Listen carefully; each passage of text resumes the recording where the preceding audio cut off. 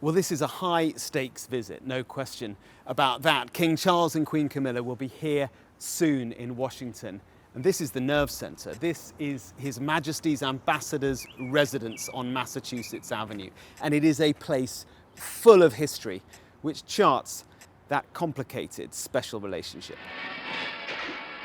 We have a tremendous long-term relationship with the UK. Always was the best until Keir came along. You know, unfortunately, Keir is not Winston Churchill. Awkward for sure. And so from this English country mansion in the heart of Washington, the hope in these tricky times is to underline the deeper bond. Values shared, a language shared, a culture shared. The king deployed by the government, soft power at its most potent. That's the plan anyway. And remember, America, and especially its current president, I do hope you can see me today from where you are, have an almost giddy fascination with the royal family. This will be the 7th state visit by a British monarch to the United States. The first one was... That was 1939, so that was King George VI. This image is of him riding through Washington, D.C., and then leading into 1957. 76, that's on the South Lawn of the White House. So that was the bicentennial visit. So 83.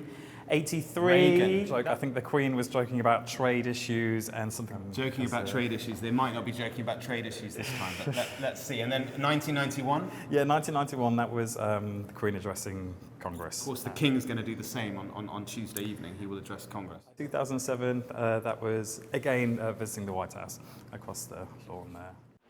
There is an opulence in here, not without controversy, of course. The recent refurb of this place cost over £100 million.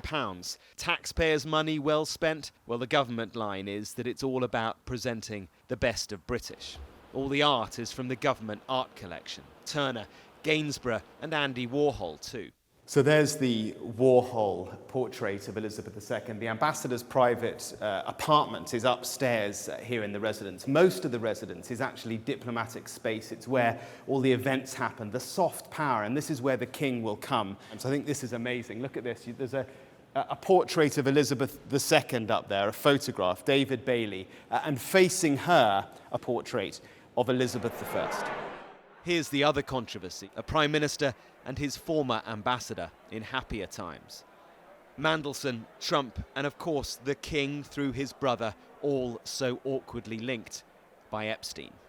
They don't mention Mandelson here anymore though. The focus is ahead and diplomacy is about more than ambassadors. Chef, so give us some numbers. In total, 2,500 sandwiches in total, individuals. We're doing 250 of each cake. We're doing Victoria sandwich cake, baked tart, raspberry and almond gâteau, 550 scones. Wow. You're the sort of the culinary diplomacy. Yeah, very much so. When he came here, John Sonnier has been head gardener here for nearly 2 decades. you would imagine that you're in the English countryside, and that's exactly why this house was built.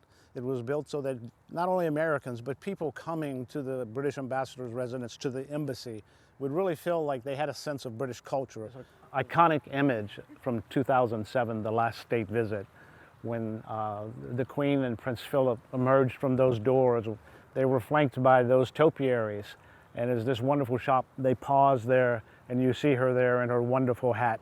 Hats this time, though, not encouraged. So much preparation, so much anticipation, so much to try and control. But one thing The king? is out of everyone's hands. He's a friend of mine. He's a great gentleman. I've known him as Prince Charles. I know him as King Charles. I'm proud of him. We're going to have a state dinner. It's going to be great.